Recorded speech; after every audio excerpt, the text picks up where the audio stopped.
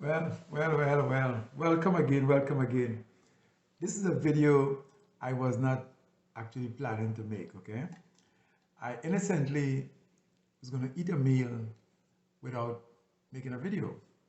Um, One of the food I ate for a long time, eating this food, and I really enjoy it. It's Panda Express, and I'm not calling the company name for any reason other than to know where the food, where I'm eating the food, because I love their food, right? For years I've been eating it. My whole family love Panda Express. We always eat it. It has a variety of food. So you can buy vegetables, you can buy chicken, you can buy, different types of chicken, beef, and so on. And it's reasonably priced, and it's American Chinese food, and it tastes really good. And it's one of my favorite fast food, you know. And you can get rice and noodles and so on. So anyway, what I'm going to talk about is not Panda Express itself, but particularly a specific meal I had there.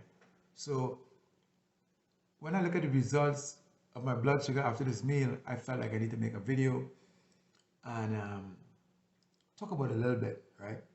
This is a good um, company with food because you can get a variety of food there for a really good price. And it's good, a lot of vegetables and so on.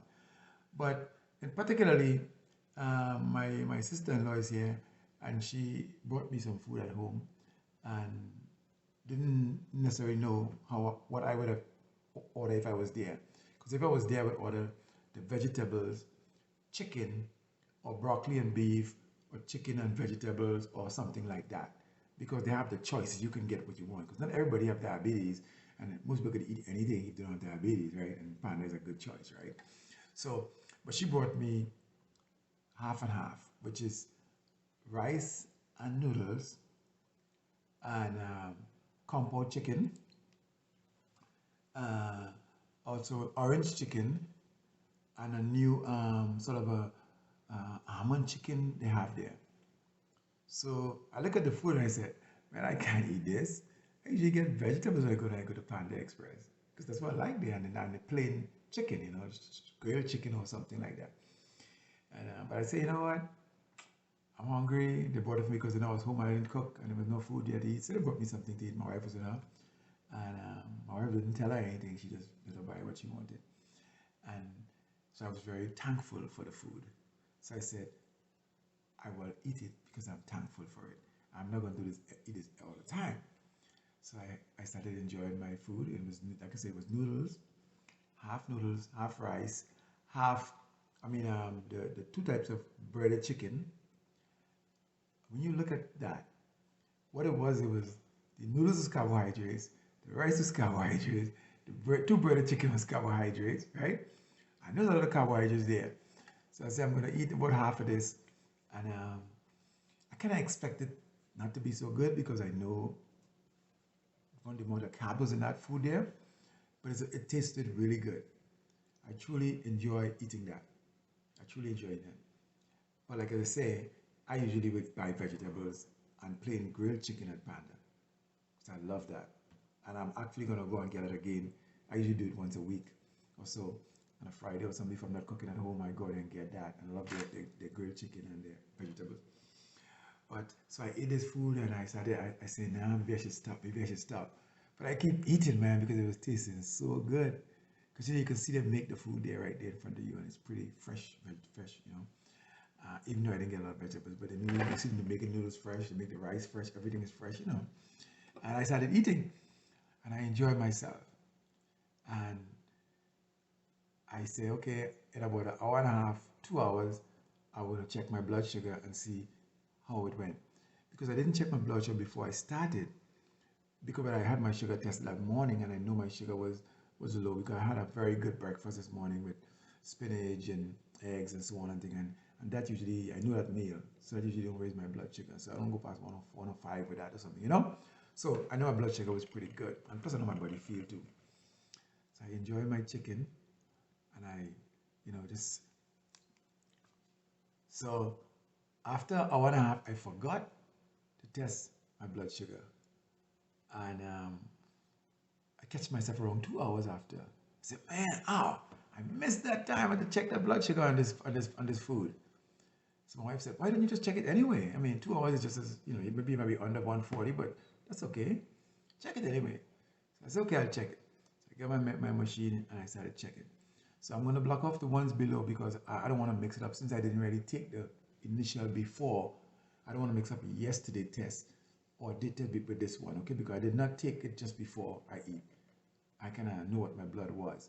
So I took it, so 2 hours after, 2 hours and 10 minutes after around that time, I remembered, and I said, I won't take it. She said, take it anyway, so I decided to take it.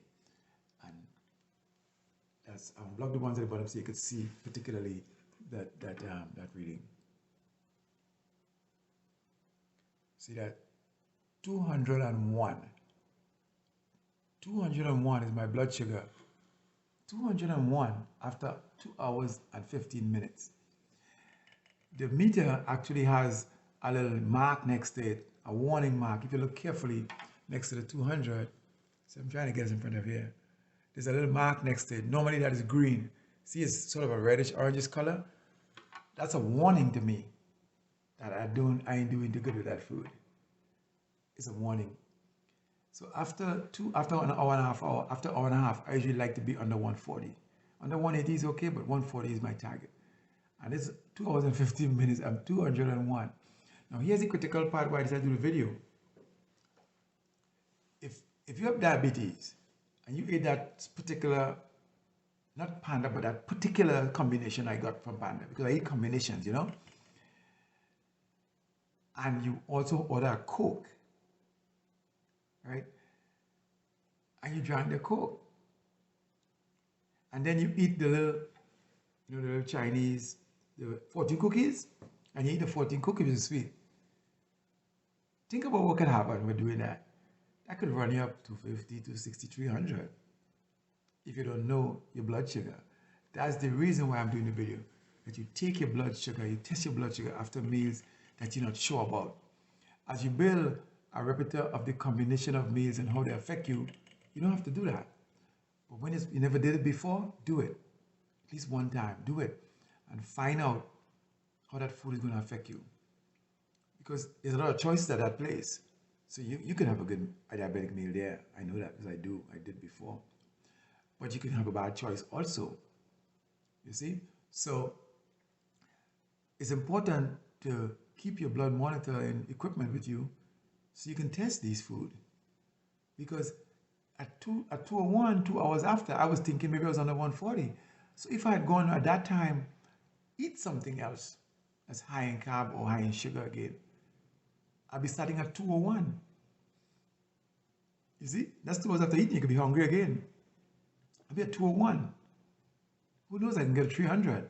And if I'm not paying attention, if I drink a Coke or some other sweet product, or any sweet soda, not Coke only, but any sweet soda or juice or fruit juice or anything, if I drink one of those, I could have jumped to 260, 270 based on my experience. And I still wouldn't know I'm 270. And you may not be full by drinking some fruit juice, so you could eat something else again. And you can go to 300. And here your blood sugar is going up and up because you keep starting at these high points. You see?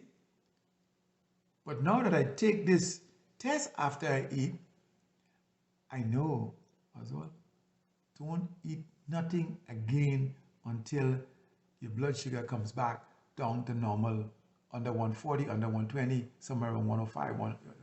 Don't eat nothing again, anything, period. Drink some water maybe. And that's the main reason I want to do in the video. Not to talk about the food itself, but what happens when you eat a food, a combination that's so volatile with so many different carbs, and then the meat protein also converts to sugar, and you don't know where you are, and you continue eating, and you continue eating. That's the danger. And diabetes is called a silent killer. It is a silent killer. So you don't feel nothing. Now, like me, I can feel it now. I'm kind of monitoring my body so much that I can tell my body is high. I knew it was high. I didn't think it was that high, but I knew it wasn't feeling. I know how it felt when I ate. And I was, wanted to see, but I still thought it was a little lower. So I don't know. But but have some feeling. But you can imagine if you don't do it at all, you would never know how your body feel. And you could eat your way into a coma or something like that. So my message is be careful, enjoy all the food you want to enjoy. No place is bad to eat, no place is good to eat. They all have food that may not be good and food that may be good. So what you do is you look for the food on the menu that's good, that you know about, and eat that to maintain your blood sugar. And if you don't know about it and you really want to eat it because you feel it might be good, then make sure and test your blood sugar after to identify it as a bad food for you, not for everybody, but for you, and stay away from it. So I will not go and buy that combination again. When I go back there again, I'm going to get me my usual grilled chicken and vegetables, which tastes mighty good at a really mighty good price. And I enjoy that. And I've tested that, and I know that doesn't spike my sugar. See, so it's just the combination of what was brought for me. It was too many carbs together, and they're very tasty, and that's the danger. All right, so basically, I had to do this video because I wanted to talk about the importance of monitoring your blood sugar. I know people who has diabetes taking their medicine, but they don't know their blood sugar levels. They never measure it. They don't monitor at all. They don't like sticking their fingers. You know, but you're assuming the medicine is bringing you down all the time, but maybe not. You don't know. You assume some foods is good, and you assume some food is bad. Just assumptions. So know your body, know your food, know your levels. Stay vigilant, stay healthy, control your spikes, and enjoy life. Thank you very much. If you like what I'm talking about, what I'm doing, just subscribe, share the video, have fun.